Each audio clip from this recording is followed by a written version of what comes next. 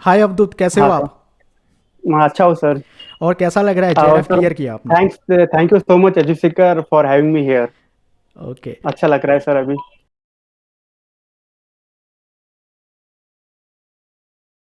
तो अवधूत, जेआरएफ आपने first attempt पे क्लियर किया था? नहीं sir, actually it was my third attempt, but technically it's a first attempt. दो अटेम्प्ट तो मेरे कंप्लीटली नॉन सीरियस गए थे, मीन्स पोस्ट ग्रेजुएशन के दरमियान। तो इस टाइम थोड़ा वेल प्रिपरेशन के साथ it was my first experience and first attempt also. Okay, मुझे ये बता सकते हो हम्म अब जो आपने प्रेपरेशन मतलब कि पहले नॉन सीरियस थी, ये सीरियस थी, तो हम्म। इसमें कुछ आपने क्या चेंजेस किए? अब मतलब कुछ ज़्यादा हम्म सीरियसनेस से जब आप कहते हो मैं पढ़ा हूँ, तो वो सीरियसनेस का हम्म। मतलब क्या है? सर, सीरियसनेस का मतलब मेरे हिसाब से है कि मैंने प्रीवियस ईयर क्वेश्चन का जब एनालिसिस किया और सिलेबस का भी एनालिसिस किया, तब मुझे कुछ फैक्टर्स ऐसे लगे जो कि एग्जाम ओरिएंटेड मुझे उसकी स्टडी करनी थी।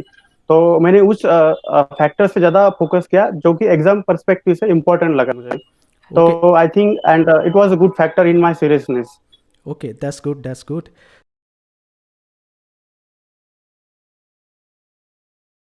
तो आप हमें बता सकते हैं आपने कहाँ से पढ़ाई की, एजुकेशनल बैकग्राउंड क्या है आपने?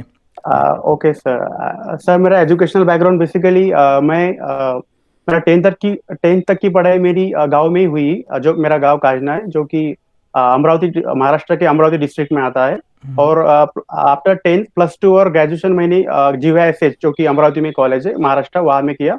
CUCT के अंतर्गत मेरा सेंट्रल यूनिवर्सिटी ऑफ केरला में इन MA in political international relation and political science, वहाँ पे मेरा सिलेक्शन हुआ था एज इन MA। ओके। तो सर, वहां से मैंने पोस्ट ग्रेजुएशन कंप्लीट किया और उसके दरमियान आई थिंक पोस्ट ग्रेजुएशन ने मुझे बहुत कुछ हेल्प किया मेरे UGC नेट प्रिपरेशन में, बेसिकली इन JRF कंटेक्ट। और सर, मैं मेरे फैमिली को support means I am thankful to my family who supported me financially. Means farming financially weak भी होने के बावजूद उन्होंने मुझे ऑलवेज सपोर्ट किया सर। Thank you. बिल्कुल, फैमिली की सपोर्ट सबसे ज़रूरी है। Yes sir.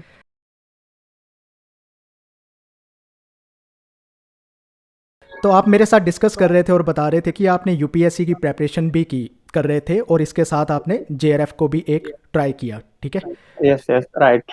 तो आप बता सकते हो आपने यूपीएससी की तैयारी करते वक्त साथ साथ, ठीक है, और साथ में जेआरएफ की हम्म। तैयारी भी कर रहे थे, तो ये दोनों तैयारी क्या एक साथ हो यस सकती है, सर। आपको लगता है?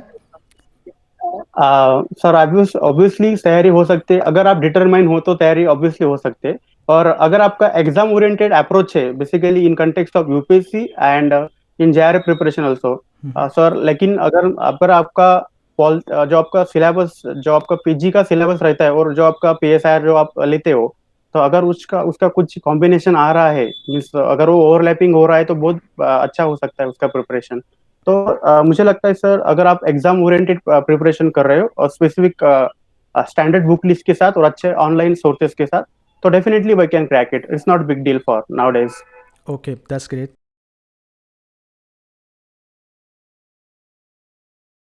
अवधूत, मुझे आप बता सकते हो कि आपने जेआरएफ की तैयारी के लिए कौन से सोर्सेज से पढ़ा था, आपकी रीडिंग लिस्ट क्या रही है इस एग्ज़ाम को टैकल करने के लिए? यस खासकर पेपर सर। टू की बताइए हमें। ओके ओके सर, मेरे कंटेक्स्ट में यूजुअली जो हम ट्रेडिशनली सोर्स यूज करते करते वही मैंने सोर्स किए थे, लेकिन मेरा सोर्स सिलेक्शन में थोड़ा मेरा फ्लेक्सिबल अप्रोच रहा है, क्योंकि मैंने जो ब्लाइंडली जो हम फॉलो करते हैं, ब्लाइंड नहीं कह सकते, लेकिन जो हम डायरेक्टली इमिटेट करते हैं, उस अप्रोच से निकल कर थोड़ा मैंने सर मेरे ओन कैपेबिलिटी के साथ, मेरे ओन स्ट्रेटजी के साथ मैंने प्रिपरेशन की थी। और सर, बुक लिस्ट के बारे में मेरा first means online plus offline दोनों भी बुक लिस्ट, दोनों भी सोर्सेज मैंने बैलेंस करके रखे थे। और उसमें बेसिकली जब हम बोलते हैं कि ऑनलाइन सोर्सेज और ऑफलाइन सोर्सेज में, ऑनलाइन सोर्सेज में सर मेरा PG नोट्स, जो कि पोस्ट ग्रेजुएशन का नोट्स मैंने किया था, वो ओके। ऑलरेडी मेरा क्लियर था, मीन्स ऑलरेडी मैंने प्रिपेयर करके रखा था। और basically Wikipedia means online source. तो ये तो जो मेरे जो ऑथेंटिक सोर्स है, उसको ये तो मैं बार बार उसको दोहराऊंगा, तो आप उसको कंसिडर कीजिए कि मेरे प्रिपरेशन में इनका बहुत अहम रोल रहा है। ओके। और सर, बेसिकली इन पॉलिटिकल थ्योरी में मैंने OP काबा का ऑलरेडी उसका पढ़ा था, बेसिक बुक है, तो it's well and good for political theory. और उसके साथ ही विकीपीडिया, जो कि online source, it's also important for it. Okay. Then sir, Indian political thought के लिए सर आपके videos, I think it's well and good for Indian political thought. लेकिन मैं स्टूडेंट को सजेस्ट भी करना चाहता हूँ, अगर आप सिर्फ स्टैंडर्ड वीडियोस के पीछे मत भागिए, क्योंकि along with just videos are just complementary to your standard books. So मुझे लगता है कि स्टूडेंट ने फर्स्ट स्टैंडर्ड बुक्स पढ़ना चाहिए, और वीडियोस उसको ऑलरेडी उसको कॉम्प्लीमेंट करते हैं इफेक्टिवली। तो मेरा बेसिकली वीडियोस और स्टैंडर्ड बुक्स के कंटेक्स्ट में आई थिंक मुझे थोड़ा अच्छा लग रहा है। ओके। और सर इंडियन पॉलिटिकल थॉट के लिए सर मैंने सीईसी एजुसैट के लेक्चर जो कि यूजीसी कंडक्ट करते हैं यूट्यूब पे ऑनलाइन अवेलेबल है, वो उसको मैंने थोड़े उसको मैंने फॉलो किए थे। I think it's authentic source for Indian political thought. Okay. Then sir western political thought के लिए मैंने सुशीला रामास्वामी और कुछ स्पेसिफिक कंसेप्ट के लिए सार कंसेप्ट, कुछ स्पेसिफिक चैप्टर्स के लिए सार कंसेप्ट के मैंने वीडियोस फॉलो किए थे। Okay. I think sir western political thought के लिए तो आपको थरो रीडिंग इज इसेंशियल। अगर आपको कंसेप्ट क्लियर है उसका, कंप्रिहेंसिव अंडरस्टैंडिंग है कंसेप्ट का, तो आप इजीली उसको टैकल कर सकते हो। और आजकल सर एग्जाम का ट्रेंड भी वैसे ही चल रहा है, क्वांटिटी प्लस क्वालिटी आपको मेंटेन करनी पड़ती है। और सर मुझे लगता है कि बिगिनर्स जो है, जो कि कॉलेज गोइंग स्टूडेंट्स है, वो उनको सर ज्यादा से ज्यादा आई थिंक अगर उनके पास ज्यादा टाइम है तो वो ओरिजिनल बुक्स भी पढ़ सकते हैं, जिनसे उनका एक कंस्ट्रक्टिव अंडरस्टैंडिंग हो सकता है। सर कंपैरेटिव पॉलिटिक्स में मैंने बेसिक जेसी जोरी का बुक्स ऑलरेडी उसको रेफर किया था। I think it's well and good for comparative politics. लेकिन कुछ सर एग्जाम के ट्रेंड से हम देखें तो कुछ की कंसेप्ट है कंपैरेटिव पॉलिटिक्स में, like waves of democratization, then classes of civilization, then the dependency theory, modernization, world system, power relate. इस पर इस कुछ की कंसेप्ट पर हमें कुछ एग्जाम ओरिएंटेड स्टडी करना चाहिए, जो कि एग्जाम के पर्सपेक्टिव से देखो तो बहुत इंपॉर्टेंट है। आई थिंक हमें इस पर ज्यादा फोकस करना चाहिए। Okay. Then sir I think Indian international relations and जो इंडियन फॉरेन पॉलिसी का पार्ट है, उस पर बेसिकली हमें सर जो हमारा जो करंट अफेयर्स रहता है उस पर हमें ज्यादा से ज्यादा अपडेट रहना चाहिए, क्योंकि एग्जाम पे अभी क्वेश्चंस करंट अफेयर्स ओरिएंटेड आ रहे हैं। तो I right. Think we should be prepared in current affairs, in a current affairs perspective also. और सर आई थिंक मैंने इंटरनेशनल रिलेशंस में मैंने global politics by Andrew Heywood का बुक्स रेफर किया था। उसमें भी हमें सिलेक्शन करने के वक्त थोड़ा उस पर स्पेसिफिकनेस चाहिए, क्योंकि कुछ की कंसेप्ट है like war, weapons of mass destruction, then conflict transformation, conflict resolution, ऐसे कुछ की कंसेप्ट पर हमें ज्यादा फोकस करना है, जो कि उस बुक में वेल एंड गुड तरीके से उन्होंने एक्सप्लेन किया है। और सर इंडियन फॉरेन पॉलिसी के लिए मैंने sir I think newspaper is essential for newspaper reading for Indian foreign policy. Then sir India के मल्टीलैटरल फोरम्स में क्या नेगोशिएशन स्ट्रेटजीज रही है, कुछ उनका कुछ डेवलपमेंट्स हो रहा है क्या, इसके बारे में हमें अपडेट रहना चाहिए। ओके। और सर इंटरनेशनल रिलेशंस और इंडियन फॉरेन पॉलिसी की दोनों के लिए मैंने पीटी 365 का जो ईयरली कंपाइलेशन आता है विजन आईएएस का, वो मैंने रेफर किया था। I think it's more than sufficient for Indian international relations and Indian foreign policy. Then sir अगर हम आगे बढ़ते हैं तो पॉलिटिकल इंस्टीट्यूशन इन इंडिया के बारे में मुझे लगता है M Laxmikanth is the best source, also authentic source for preparation of Indian political system. I think it's really enough source for Indian political system. Then sir political process in India में जो important movements है, like important movements जो हुए syllabus में दिए, tribals movement, then previous year question में कुछ movements important रहे, उनको भी हम अच्छी तरह से उनका analysis करके preparation कर सकते हैं। और sir political process in India में basically मुझे ऐसा लगा कि list of all national political parties, regional political parties, इनको जो अभी करंट अफेयर्स में उनका जो इलेक्टोरल ट्रेंड्स है, वोटिंग बिहेवियर क्या चल रहा है, कुछ मूवमेंट्स चल रहे हैं, तो इनके बारे में हमें ऑलरेडी वेल प्रिपेयर रहना चाहिए। और लास्ट टाइम सर इसमें क्वेश्चन भी आया था कि Bundelkhand is famous in which region, like that question last time they asked in related to Indian political systems, political process. Okay. Then sir मुझे लगता है पब्लिक एडमिनिस्ट्रेशन में जो मैंने बुक्स रेफर किया था उसमें लक्ष्मीकांत इज तो वेल एंड गुड, बस उसमें भी थोड़ा हमें सिलेक्टेड चैप्टर्स भी रेड करना पड़ता है। And then I think public administration के आपके जो वीडियोस आपने प्रोवाइड किया, it's well and good and really sufficient for those who are beginner in public administration, and those who really want to score more marks in public administration, they should go with your even they just read your books, these are just more than sufficient for public administration. And sir governance and public policy in India में आई think newspaper, मैंने उसको newspaper के through कुछ important schemes रहती है government की related to sustainable development, तो अगर आप उस स्कीम के बारे में आप अपडेट हो तो it's well and good for that governance and public policy in India. और sir I think it's enough for paper 2। And sir paper one के लिए मैंने केवीएस मदन का बुक है जो कि पियर्सन पब्लिकेशन का है, वो मैंने रेफर किया था। ओके और कुछ सर लास्ट में पेपर वन के लिए कुछ इंपॉर्टेंट रिवीजन करने के लिए मैंने तलवीर सिंह के मैराथन वीडियोस भी उसको फॉलो किए थे। I think these are just enough sources for paper one. और ओके कुछ इंपॉर्टेंट सर एनवायरमेंट में जो PT 365 का ईयरली कंपाइलेशन आता है एनवायरमेंट का, उसको भी मैंने फॉलो किया था। Okay I think these are just good sources I referred in my preparation journey. Thank you Avdhoot ये सोर्सेस Yes, डिटेल में sir. बताने के लिए।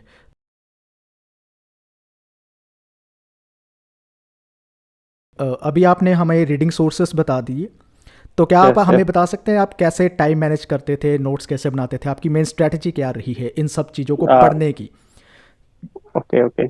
सर मेरी जो जो स्पेसिफिक स्ट्रैटेजी रही in context of time management, मुझे लगता है कि टाइम मैनेजमेंट तो हर किसी को करना चाहिए। Actually it's really important source and it's one of the most crucial factor in our preparation journey. क्योंकि बहुत सारे स्टूडेंट्स है कि उनका टाइम वो मैनेज नहीं कर पाते, एग्जाम ओरिएंटेड किसको ज्यादा वेटेज दिया है, चाहे वो उनको पॉसिबल नहीं रहता है। तो सर मैंने बेसिकली टाइम मैनेजमेंट में मैं बहुत स्ट्रिक्ट रहा हूँ।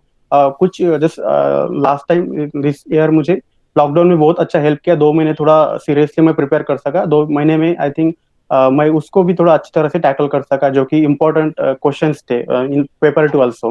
ओके सर मुझे लगता है कि मेरा जो टाइम मैनेजमेंट था, थोड़ा मैंने उसको फ्लेक्सिबली उसको एक फ्लेक्सिबल अप्रोच की तरह उसको मैंने उसको यूज किया है सर। फ्लेक्सिबली सर मीन्स जो मैंने स्पेसिफिक टारगेट्स रखे थे, मेरा मंथली वीकली टारगेट्स क्या है, उस पर मैं एक पर्टिकुलर सोर्स लेके और एक टाइम बाउंड मैन फ्रेमवर्क के साथ मैंने उसका प्रिपरेशन किया था। I think it's enough for our time management, because अगर हम अप्रोच के साथ चलते हैं तो टाइम बाउंड फ्रेमवर्क के साथ, I think it will help you. और सर अगर आप क्वालिटी और क्वांटिटी दोनों भी इफेक्टिव यूटिलाइजेशन के साथ कर रहे हो, दोनों को बैलेंस कर रहे हो, तो I think it's going to be help you in preparation also and in marks also, okay and it can boost your marks in final. हाँ सर, नोट्स मेकिंग के बारे में सर मुझे लगता है कि I think this are the most crucial factor in our preparation. Because अगर आपके नोट्स अच्छी तरह से प्रिपेयर हो तो आप अच्छी तरह से उसको रिवाइज कर सकते हो और finally it's going to help you in exam. So मुझे लगता है सर मैंने नोट्स मेकिंग का मेरा जो स्ट्रैटेजी रहा है, तो मैंने क्वांटिटी एंड क्वालिटी दोनों को भी अच्छी तरह से मर्ज करके एग्जाम पर्सपेक्टिव के साथ उसका अच्छा कंपिलेशन मैंने किया था। सर बेसिकली स्टूडेंट्स बोलते हैं कि ऑनलाइन एंड ऑफलाइन नोट्स हम बनाते हैं, तो मैंने ज्यादा से ज्यादा ऑफलाइन नोट्स को प्रेफर किया था।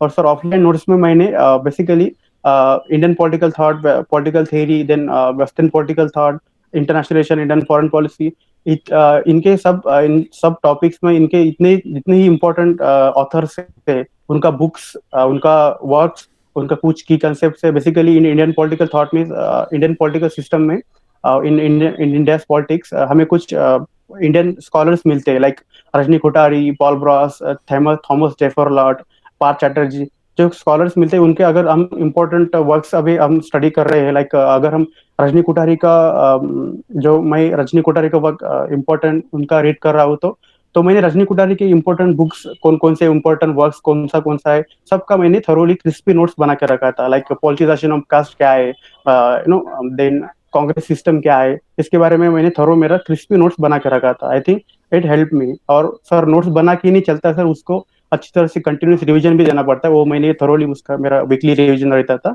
और सर मैंने नोट्स बनाते वक्त मेरा बेसिकली मैंने कुछ फ्लो चार्ट्स यूज करते जो कि कुछ कॉम्प्लेक्स प्रॉब्लम, कॉम्प्लेक्स कंसेप्ट को एक सिंप्लीफाइड कर सकती है, like by use of flow charts, diagrams, कुछ फैक्ट्स फिगर मेंशन करके। तो ऐसा करके मैंने थोड़ा क्रिस्पी नोट्स एक वेल एंड गुड फॉर्मेट में एग्जाम ओरिएंटेशन के।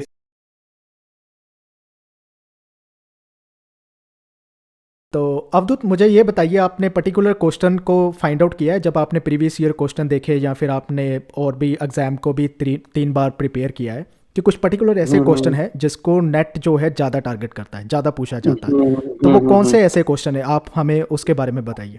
हाँ हाँ सर, आप जो बोल रहे हैं 3 बार मैंने एग्जाम दिया, actually it was my first attempt with seriousness, so I think technically it's the first attempt. So okay okay technically first sir attempt, चलिए ठीक है, prepare technically first technically attempt. Prepared first attempt. Okay, yes, sir. Thank you. Technically prepared first attempt. So मुझे लगता है after analysing previous year question I think हमें 5-6 years के previous year question देखने चाहिए, जो कि आपको 10 पेपर सेट मिल सकती है 2 ईयर्स 5 ईयर्स के। तो after analysing previous year question मुझे लगता है सर कुछ इंपॉर्टेंट एरियाज है जो कि हमें वहाँ पे वाइड एंगल से नो एक ब्रॉड पर्सपेक्टिव के साथ आप हमें उसको देखना चाहिए। लाइक कुछ इंपॉर्टेंट कमिटीज रहते हैं Indian political systems, then which important books related to Indian politics, every books related to that I already mentioned earlier. Then sir, some chronological order of books nowadays, अभी sir chronology order में पूछते means books की हमें chronology order भी लगाना पड़ता है। और सर कुछ अगर कुछ नया चैप्टर्स ऐड हो रहा है मीन्स इस सिलेबस में, तो हमें डायरेक्टली ऑनलाइन सोर्सेज के साथ उसको हम थोड़ा अच्छी तरह से इफेक्टिवली कर सकते हैं सर। ओके। देन सर कुछ important remarks on particular ideology concept पर कुछ उनके कुछ रिमार्क्स रहते हैं, कुछ कोट्स रहते हैं। I think we should focus more on important remarks. And then important is sir stream of thoughts like liberalism, new liberalism, then Marxism, new Marxism. तो हमें इस ज्यादा इस फोकस जैसे जो मैंने बताए उस पर ज्यादा हमें फोकस करना चाहिए। और स्टेट्समेंट्स वाले ये क्वेश्चन भी मेरा काफ़ी पूछे ये जा मेरा रहे हैं। ओन एनालिसिस रहा है सर। आफ्टर ये मेरा प्रीवियस ईयर क्वेश्चन पेपर का एनालिसिस रहा है सर, साथ मैंने उसको प्रिपेयर किया था।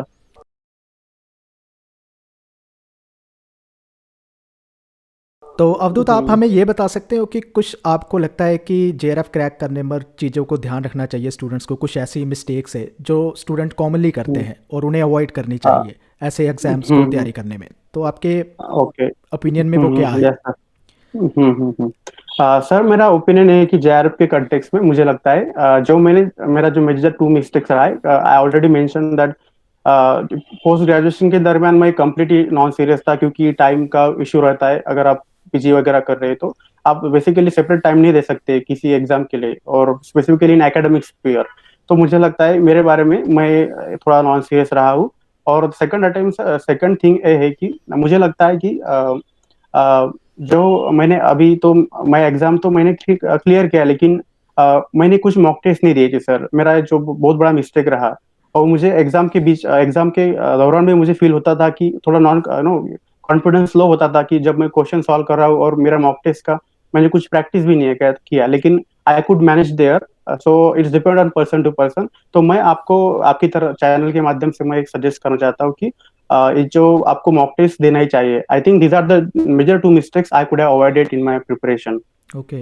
मुझे लगता है सर मुझे लगता है कि जब हम प्रिपरेशन करते तो हमें लगता है कि कुछ सोशल मीडिया साइट से हमें हेल्पफुल रह सकती है, जो कि मैंने फॉलो किए थे। सर मैं फेसबुक तो नहीं बता सकता, लेकिन जो ट्विटर अकाउंट्स है कुछ यूजीसी नेट, जेआरएफ एग्जाम, ऐसे 2-3 ट्विटर अकाउंट्स है जो जो डेली बेसिस पर क्वेश्चंस डालते हैं सर यूजीसी नेट प्रिपरेशन का, बेसिकली जेआरएफ पेपर 1 के रिलेटेड। तो मैं उनको डेली बेसिस पर उस क्वेश्चन को मैं सॉल्व करता था sir. So finally, it helped me a lot in paper one also. Okay. Okay, thank you Avdhoot for sharing this.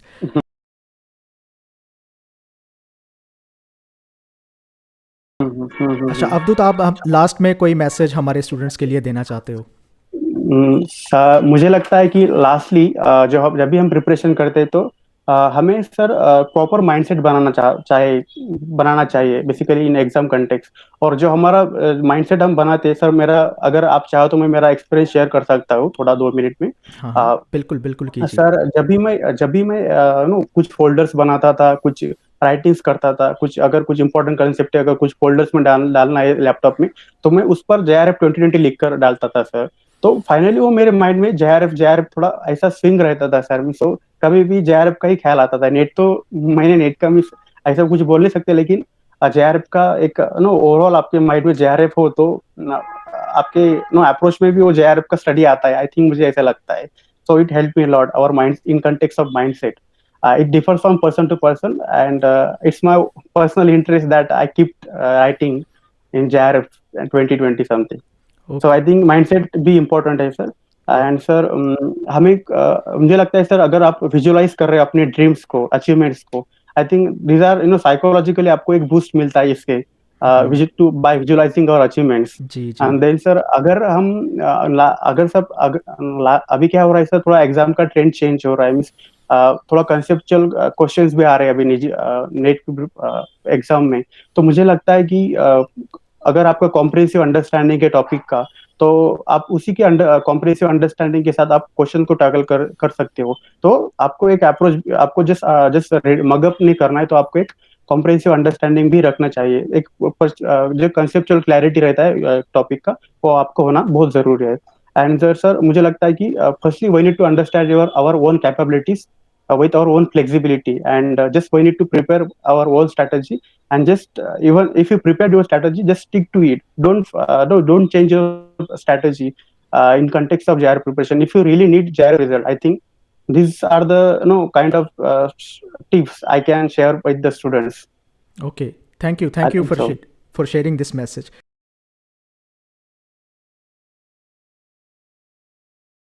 Avadhuta, last में Yes, जाते sir. वक्त मैं एक चीज़ पूछना चाहता हूँ कि आपने अब जेआरएफ क्वालिफाई किया है, इसके बाद आप क्या करेंगे? पीएचडी के लिए अप्लाई करेंगे? ये प्लान है आपका? यस सर, ऑब्वियसली अभी मेरा थोड़ा जेआरएफ का प्लान, मीन्स जेआरएफ तो क्लियर हुआ है, तो this time just I will go for research orientation के साथ। थोड़ा मैं कुछ अभी उसको, अभी रिसर्च को थोड़ा मैं पॉजिटिवली देख रहा हूँ। ओके। तो I think this time PhD का प्लान भी है सर, ऐसा कुछ नहीं। ओके, तो अवधूत थैंक यू आपकी स्ट्रैटेजी, रीडिंग लिस्ट और ये सब कुछ शेयर करने के लिए, वो भी पूरा एलेबोरेटली वे में आपने किया। बहुत बहुत धन्यवाद। हम आपको बधाई देते हैं दोबारा जेआरएफ के लिए, और ऑल द बेस्ट कहते हैं आपकी पीएचडी के लिए, सर आगे मैं जहाँ पर भी आप अप्लाई करेंगे। Thank you Avdhoot. Yes sir, और लास्ट सर मैं लास्ट में यही बोलना चाहता कि एजुसीकर ने मुझे इतना अच्छा प्लेटफॉर्म प्रोवाइड कर दिया कि मैं अपनी स्ट्रैटेजी और थोड़ा बहुत मेरा जो एक्सपीरियंस रहा है जो जेआरएफ प्रिपरेशन में, मैं आपके साथ साझा कर सकूं। Thank you so much sir. Welcome, you are welcome. तो थैंक यू अवधूत। हाँ, तो थैंक फिलहाल यू हम सो मच अलविदा सर। रहते हैं। Goodbye. हाँ हाँ sir, thank you so much.